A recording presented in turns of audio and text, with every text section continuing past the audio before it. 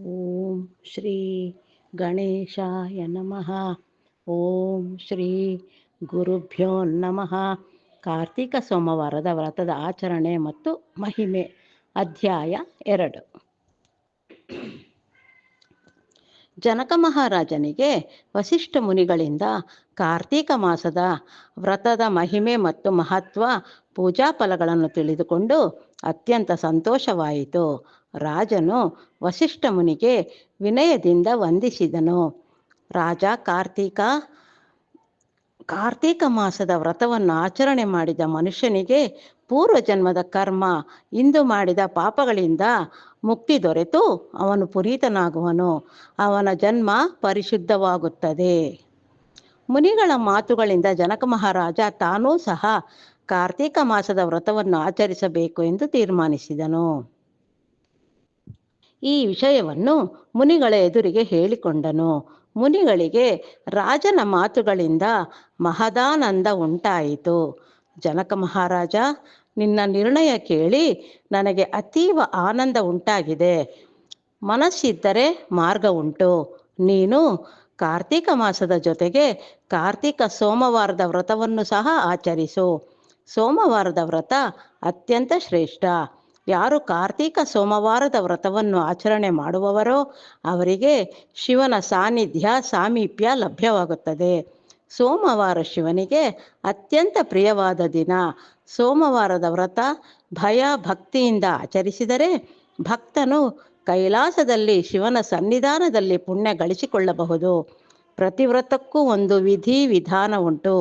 ಅದೇ ರೀತಿ ಕಾರ್ತೀಕ ಸೋಮವಾರದ ವ್ರತದ ಆಚರಣೆ ಮಾಡಲು ಕೆಲವು ನಿಯಮಗಳು ಇವೆ. ಕಾರ್ತೀಕ ಸೋಮವಾರದ ದಿನ ಮುಂಜಾನೆಯೇ ಎದ್ದು ಸೂರ್ಯನು ಉದಯಿಸುವ ಮೊದಲೇ ಎಚ್ಚರಗೊಂಡು ನಿತ್ಯ ಕರ್ಮಗಳನ್ನು ತೀರಿಸಿಕೊಳ್ಳಬೇಕು. ನಂತರ ಪವಿತ್ರವಾದ ಜಲ ಗಂಗೆಯಿಂದ ತನ್ನ ದೇಹವನ್ನು ಶುಚಿಗೊಳಿಸಬೇಕು. ನಂತರ ಪರಮಶಿವನಿಗೆ ಪೂಜೆ ಪುನಸ್ಕಾರಗಳನ್ನು ಮಾಡಿ ಈಶ್ವರನಿಗೆ ಅಭಿಷೇಕ ಮಾಡಬೇಕು. ಅಂದು ಇಡೀ ದಿನ ಉಪವಾಸದಿಂದ ಇರಬೇಕು. ಮೊದಲನೆಯ ಜಾವದ ತನಕ ಉಪವಾಸವನ್ನು ಮುಂದುವರೆಸಬೇಕು. ಬೇರೆ ಯಾರೂ ಆಹಾರ ಪದಾರ್ಥಗಳನ್ನು ನೀಡಿದರೂ ಸ್ವೀಕರಿಸಬಾರದು. ಇತರೆ ವ್ಯಕ್ತಿಗಳಿಂದ ಏನೂ ಬೇಡಿ ತಿನ್ನಬಾರದು. 2 ಜಾವ ಉಪವಾಸದಿಂದ ಇರಬೇಕು. ಈ ಸಮಯ ಕಳೆದ ನಂತರ ಭೋಜನ ಮಾಡಬೇಕು.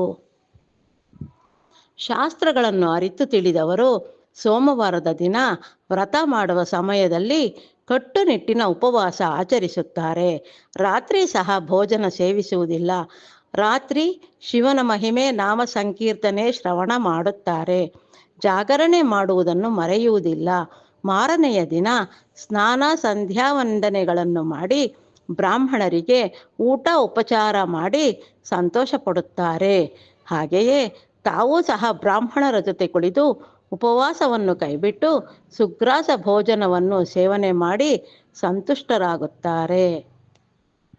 ಅಕಸ್ಮಾತ್ ನಿಮಗೆ ಅಂತಹ ಅನುಕೂಲ ಇಲ್ಲದಿದ್ದರೆ, ವ್ರತ ಆಚರಣೆ ಮಾಡಲು ಆಗದಿದ್ದರೆ ನೀವು ಪರರಿಂದ ಯಾವ ಆಹಾರವನ್ನು ಸ್ವೀಕಾರ ಮಾಡಬಾರದು. ಭಗವಂತ ನಿಮಗೆ ನೀಡಿದ ಅನುಕೂಲದಲ್ಲಿ ಸುಖವಾಗಿ ಇರಿ. ಇಡೀ ದಿನ ಶಿವನ ಧ್ಯಾನದಲ್ಲಿ ನಿಮ್ಮನ್ನು ನೀವು ತೊಡಗಿಸಿಕೊಳ್ಳಿ. ಈ ರೀತಿ ಮಾಡುವುದರಿಂದ ಶಿವನು ಸಂತೃಪ್ತನಾಗುತ್ತಾನೆ. ಕಾರ್ತೀಕ ಸೋಮವಾರದ ದಿನ ಎಳ್ಳನ್ನು ದಾನ ಮಾಡಬೇಕು. ಶಿವನಿಗೆ ಎಳ್ಳು ಎಂದರೆ ಪಂಚಪ್ರಾಣ. ಎಳ್ಳನ್ನು ದಾನ ಮಾಡುವುದರಿಂದ ಮಾಡಿದ ಪಾಪ ಕೃತ್ಯಗಳಿಂದ ಬಿಡುಗಡೆ ಹೊಂದಿ ಮುಕ್ತಿ ಪಡೆದುಕೊಳ್ಳಬಹುದು. ಶಿವನ ಆರಾಧನೆಯನ್ನು 3 ವಿಧದಲ್ಲಿ ಮಾಡಬಹುದು. ಸೋಮವಾರದ ದಿನ ಶಿವನಿಗೆ ಬಿಲ್ವಪತ್ರೆ ಅರ್ಪಿಸಿ, ಸೋಮವಾರ ಶಿವನಿಗೆ ಫಲ ಪುಷ್ಪಗಳನ್ನು ಅರ್ಪಿಸಿ ಪೂಜೆ ಮಾಡಿ, ಶಿವನ ಪೂಜೆಯಿಂದ ಬೇಡಿದ ವರಗಳು ಲಭಿಸುತ್ತದೆ. ನೀವು ಶುಭ ಫಲಗಳನ್ನು ಪಡೆದುಕೊಂಡು ಧನ್ಯರಾಗುತ್ತೀರಿ. ಆದರೆ ಸೋಮವಾರದಂದು ಶಿವನ ವ್ರತವನ್ನು ಆಚರಣೆ ಮಾಡದಿದ್ದರೆ ನೀವು ಅನೇಕ ಬಗೆಯ ಕಷ್ಟ ಕೋಟಲೆಗಳಿಗೆ ಸಿಕ್ಕಿಕೊಳ್ಳುವಿರಿ. ಸೋಮವಾರದ ದಿನ ಶಿವನ ಷಡಾಕ್ಷರಿ ಮಂತ್ರ ಓಂ ನಮಃ ಶಿವಾಯ ಎಂದು ಪಠನೆ ಮಾಡಿ.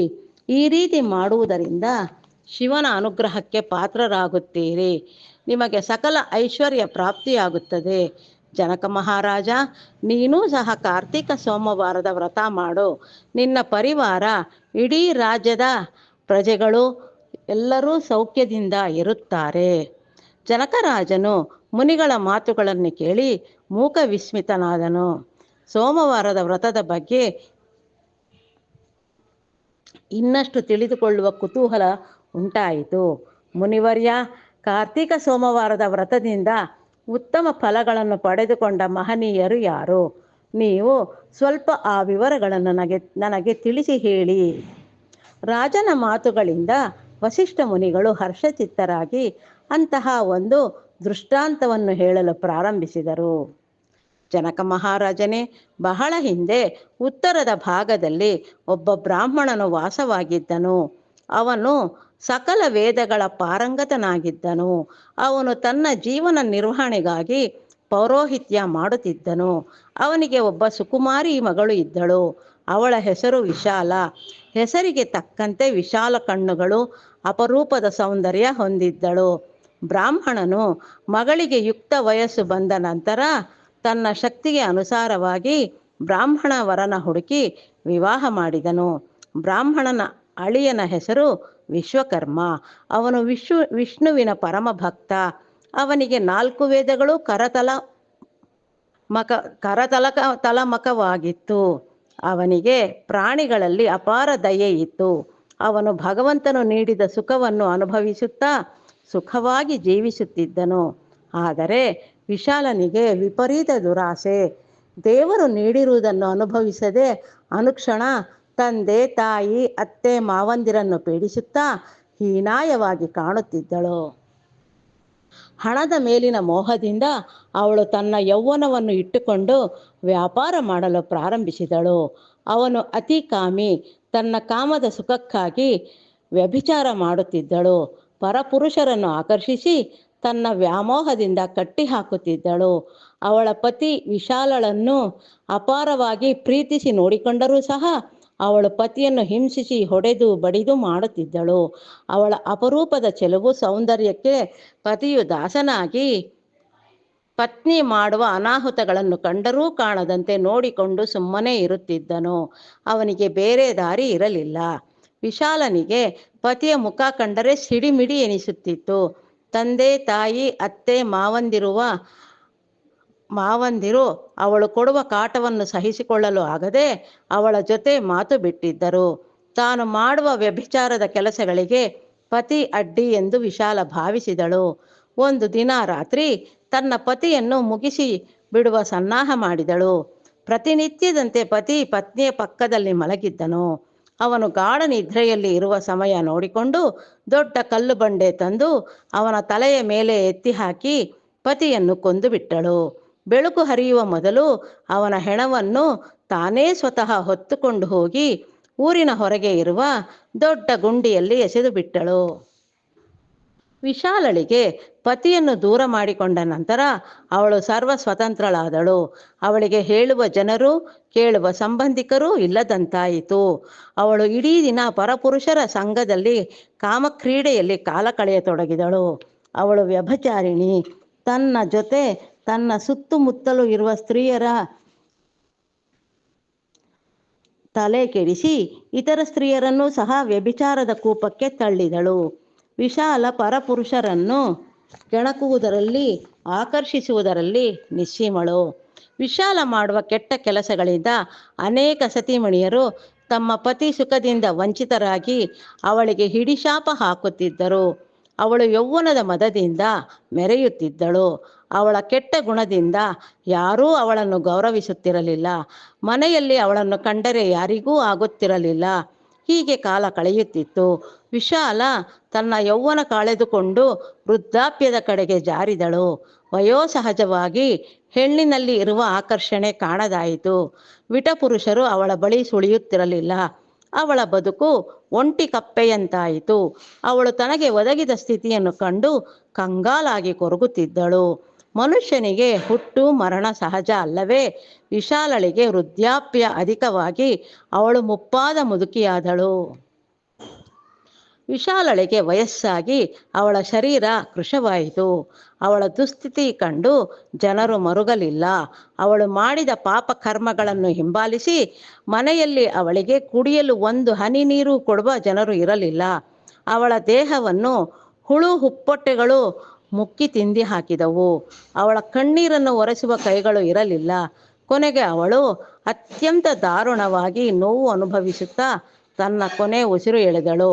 ಮನುಷ್ಯ ತನ್ನ ಜೀವ ಕಳೆದುಕೊಂಡ ಕೂಡಲೇ ಯಮಕಿಂಕರರು ಬಂದು ಯಮಲೋಕಕ್ಕೆ ಕರೆದುಕೊಂಡು ಹೋದರು. ವಿಶಾಲ ಯಮಲೋಕಕ್ಕೆ ಹೋದಳು. ಅವಳು ತನ್ನ ಜೀವಿತಾವಧಿಯಲ್ಲಿ ಒಂದು ಪುಣ್ಯ ಕೆಲಸವನ್ನು ಸಹ ಮಾಡಿರಲಿಲ್ಲ. ಹೀಗಾಗಿ ಅವಳನ್ನು ನರಕಲೋಕಕ್ಕೆ ಕರೆದುಕೊಂಡು ನಾನಾ ರೀತಿಯ ಚಿತ್ರಹಿಂಸೆ ನೀಡಿ ಎಂದು ಯಮರಾಜನು ಆಜ್ಞೆ ಮಾಡಿದನು. ಯಮಕಿಂಕರರು ತಮ್ಮ ರಾಜನ ಅನುಮತಿಯಂತೆ ವಿಶಾಲನಿಗೆ ಹಲವಾರು ರೀತಿಯ ಚಿತ್ರಹಿಂಸೆ ನೀಡುತ್ತಿದ್ದರು. ನರಕಲೋಕ ಎಂದರೆ ಕೇಳಬೇಕೆ? ಕೊತ ಕೊತ ಕುದಿಯುವ ಎಣ್ಣೆಗೆ ಹಾಕಿ ಅವಳನ್ನು ಹುರಿದರು. ಬೆಂಕಿಯ ಚೆಂಡು ಹಿಡಿದುಕೋ ಎಂದು ಹಿಂಸೆ ನೀಡಿದರು. ಸುಡು ಸುಡು ಕಾದ ಕಬ್ಬಿಣದ ಸಲಾಕೆಗಳಿಂದ ತಿವಿದರು. ಕಿವಿಗಳಿಗೆ ಕಾದ ಸೀಸ ಹಾಕಿ ನರಳುವಂತೆ ಮಾಡಿದರು. ಕೆಂಪಗೆ ನಿಗನಿಗ ಬಿಸಿಯಾಗಿದ್ದ ಕಬ್ಬಿಣದ ಕಂಬಿಗಳಿಂದ ದೇಹದ ಮೇಲೆ ಬರೆ ಎಳೆದರು. ಪರಪುರುಷರನ್ನು ನಿರ್ಲಜ್ಜವಾಗಿ ಆಲಿಂಗನ ಮಾಡಿಕೊಂಡ ದೇಹಕ್ಕೆ ಕಾರದ ಪುಡಿ ಲೇಪನ ಮಾಡಿದರು. ಅವಳ ತುಟಿಗಳಿಗೆ ಕಾರ್ಕೋಟ ವಿಷ ಸುರಿದರು. ಕುಂಭಿಪಾಕ ಸುರಿದು ರೌರವ ನರಕ ಅನುಭವಿಸುವಂತೆ ಮಾಡಿದರು. ನಾವು ಮಾಡಿದ ಪಾಪಗಳಿಗೆ ನಮ್ಮ ಕುಟುಂಬ ಬಂಧುವರ್ಗದ ಜನರೂ ಸಹ ಪಾಲುದಾರರು ಎನ್ನುವರು. ಅದೇ ರೀತಿ ವಿಶಾಲ ಮಾಡಿದ ಪಾಪಕರ್ಮಗಳಿಗೆ ಅವಳ ಸಮೀಪ ಬಂಧುಗಳು ಸ್ನೇಹಿತರು ಸಹ ನರಕದಲ್ಲಿ ಬಿದ್ದು ನರಳುವಂತಾಯಿತು. ಹೀಗೆ ವಿಶಾಲ ಮಾಡಿದ ತಪ್ಪುಗಳಿಂದ ಅನೇಕ ಮಂದಿ ಕಷ್ಟಗಳನ್ನು ಸಹಿಸಬೇಕಾಯಿತು. ಯಮನು ವಿಶಾಲ ಮಾಡಿದ ತಪ್ಪುಗಳಿಗೆ ಪುನಃ ಭೂಲೋಕಕ್ಕೆ ತಳ್ಳಿ ಹಲವಾರು ಜನ್ಮಗಳನ್ನು ತಾಳುವಂತೆ ಮಾಡಿದನು. ಅವಳು 17 ಜನ್ಮಗಳನ್ನು ಎತ್ತಿದಳು. 16ನೇ ಜನ್ಮದಲ್ಲಿ ಅವಳು ನಾಯಿಯಾಗಿ ಜನಿಸಿದಳು. ನಾಯಿ ಬದುಕು ಬಹಳ ದುರ್ಭರ. ಅವಳು ಅನ್ನ ಆಹಾರಗಳು ಸಿಗದೆ ನರಳಬೇಕಾಗುತ್ತಿತ್ತು. ಬೀದಿ ಬೀದಿ ಅಲೆದರೂ ಒಂದು ತುತ್ತು ಅನ್ನ ಯಾರೂ ಅವಳಿಗೆ ನೀಡುತ್ತಿರಲಿಲ್ಲ. ನಾಯಿ ರೂಪದಲ್ಲಿರುವ ವಿಶಾಲ ಹಸಿವಿನಿಂದ ನರಳುತ್ತಿದ್ದಳು. ಅವಳು ಪೂರ್ವ ಜನ್ಮದಲ್ಲಿ ಮಾಡಿದ ಪಾಪದ ಕೆಲಸಗಳಿಂದ ಇಂತಹ ದುರ್ಗತಿ ಒದಗಿ ಬಂದಿತ್ತು. ಆ ದಿನ ಸೋಮವಾರ. ನಾಯಿ ಇಡೀ ದಿನ ಬೆಳಗಿನಿಂದ ರಾತ್ರಿಯ ತನಕ ಅಲೆದಾಡಿದರೂ ಒಂದು ತುತ್ತು ಅನ್ನ ಸಿಗಲಿಲ್ಲ. ಕೊನೆಗೆ ನಾಯಿ ದಾಹದಿಂದ ನೀರು ಕಾಣದೆ ಒದ್ದಾಡಿತು. ಈಗ ನಾಯಿ ಅನ್ನಕ್ಕಾಗಿ ಅಲೆಯುತ್ತಾ ಒಂದು ಬ್ರಾಹ್ಮಣ ಅಗ್ರಹಾರಕ್ಕೆ ಬಂದಿತು. ಅಲ್ಲಿ ನೆಲೆಸಿರುವ ಒಬ್ಬ ಬ್ರಾಹ್ಮಣ ಅಪಾರ ಶಿವನ ಭಕ್ತ. ಅವನು ಸೋಮವಾರದ ವ್ರತವನ್ನು ನಿಷ್ಠೆಯಿಂದ ಆಚರಿಸುತ್ತಿದ್ದನು. ಅವನು ದಿನವಿಡೀ ಉಪವಾಸ ಆಚರಿಸಿ ಒಂದು ತೊಟ್ಟು ನೀರೂ ಕುಡಿಯದೆ ಶಿವನ ಧ್ಯಾನದಲ್ಲಿ ಮುಳುಗಿದ್ದನು. ಶಿವನ ಆರಾಧನೆ ಮಾಡಿ ನಕ್ಷತ್ರ ದರ್ಶನ ಮಾಡಿ ವೈಶ್ವದೇವನ ಪೂಜಿಸಿ ಬಲಿ ನೀಡಿದ ಅನ್ನವನ್ನು ಬೀದಿಯ ಬದಿಯಲ್ಲಿ ಇಟ್ಟನು. ಬ್ರಾಹ್ಮಣ ತನ್ನ ಕೈಕಾಲುಗಳನ್ನು ತೊಳೆದು ಮನೆಯ ಒಳಗೆ ಹೋದನು. ಆಗ ತಾನೇ ಅಲ್ಲಿಗೆ ಬಂದ ನಾಯಿ ರೂಪದಲ್ಲಿರುವ ವಿಶಾಲ ಬಲಿ ಅನ್ನವನ್ನು ಗಬಗಬ ಸೇವಿಸಿದಳು. ಅಂದು ಸೋಮವಾರ, ಶಿವನ ಪರಮದಿನ. ಅವಳಿಗೆ ತನ್ನ ಹಿಂದಿನ ಜನ್ಮದ ಸ್ಮೃತಿ ನೆನಪು ಬಂದಿತು. ನಾಯಿಯ ರೂಪದಲ್ಲಿದ್ದರೂ ಅವಳು ಮನುಷ್ಯಳಂತೆ ಮಾತನಾಡಿದಳು. ಬ್ರಾಹ್ಮಣನೇ, ನನ್ನನ್ನು ರಕ್ಷಿಸು, ಕಾಪಾಡು ಎಂದು ಕೂಗಿದಳು. ಯಾರೋ ಮಾತನಾಡುತ್ತಿದ್ದಾರೆ ಎಂದು ಭಾವಿಸಿ ಬ್ರಾಹ್ಮಣ ಹೊರಗೆ ಬಂದನು. ಅಲ್ಲಿ ಯಾವ ಮನುಷ್ಯನೂ ಇರಲಿಲ್ಲ. ಆದರೆ ನಾಯಿ ನಿಂತಿತ್ತು. ನಾಯಿ ಮಾತನಾಡುತ್ತಿದೆ ಎಂದು ಅರಿತ ಬ್ರಾಹ್ಮಣನು, ಎಲೆ ನಾಯಿಯೇ, ಶುನಕವೇ, ನೀನು ಯಾರು? ಯಾವ ಉದ್ದೇಶದಿಂದ ಇಂದು ನೀನು ಇಲ್ಲಿಗೆ ಬಂದಿರುವೆ? ನನ್ನಿಂದ ನಿನಗೆ ಏನಾಗಬೇಕು? ಮನುಷ್ಯರಂತೆ ಮಾತನಾಡಲು ನಿನಗೆ ಹೇಗೆ ಸಾಧ್ಯ ಎಂದು ಪ್ರಶ್ನೆಗಳ ಸುರಿಮಳೆ ಸುರಿಸಿದನು.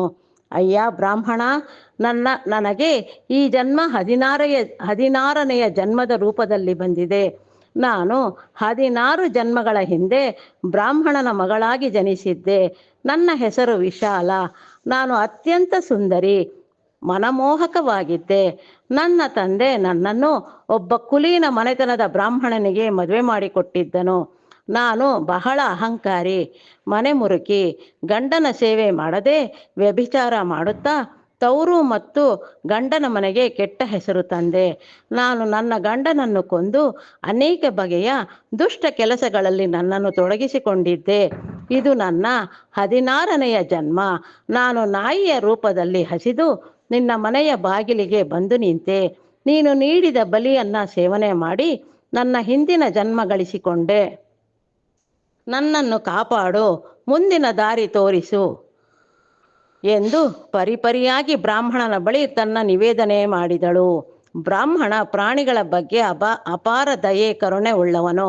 ಅವನು ಮನದಲ್ಲೇ ಯೋಚನೆ ಮಾಡಿದನು, ಸೋಮವಾರದ ಬಲಿ ಅನ್ನ ತಿಂದ ನಾಯಿಗೆ ಪೂರ್ವ ಜನ್ಮದ ನೆನಪು ಬಂದಿದೆ. ಅವಳಿಗೆ ನಾನು ಕಾರ್ತಿಕ ಸೋಮವಾರದ ಫಲವನ್ನು ಧಾರೆ ಎರೆಯುವುದರಿಂದ ಅವಳಿಗೆ ಉತ್ತಮ ಫಲಿತಾಂಶ ದೊರಕಬಹುದು.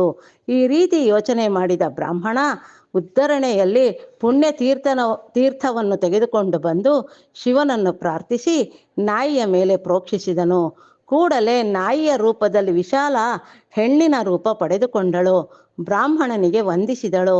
ತನ್ನ ಹಿಂದಿನ ರೂಪವನ್ನು ಕೊಂಡು ಆನಂದಿಸಿದಳು. ಅವಳು ಕೂಡಲೇ ಸಶರೀರಳಾಗಿ ಕೈಲಾಸವನ್ನು ಸೇರಿಕೊಂಡಳು. ಜನಕ ಮಹಾರಾಜ, ಕಾರ್ತಿಕ ಸೋಮವಾರದ ಮಹಿಮೆ ಮಹತ್ವ ಪುಣ್ಯವನ್ನು ತಿಳಿದುಕೋ. ಯಾರೇ ಆಗಲಿ ಶಿವನ ಧ್ಯಾನದಲ್ಲಿ ಕಾರ್ತಿಕ ಸೋಮವಾರದ ವ್ರತ ಮಾಡಿದರೆ ಅವನ ಪಾಪಗಳು ನಶಿಸಿ ಪುಣ್ಯಲೋಕ ಲಭಿಸುತ್ತದೆ. ಅವನು ಸದಾಕಾಲ ಶಿವನ ಸಾನ್ನಿಧ್ಯವನ್ನು ಹೊಂದುವನು. ನೀನೂ ಸಹ ಈ ವ್ರತ ಮಾಡು.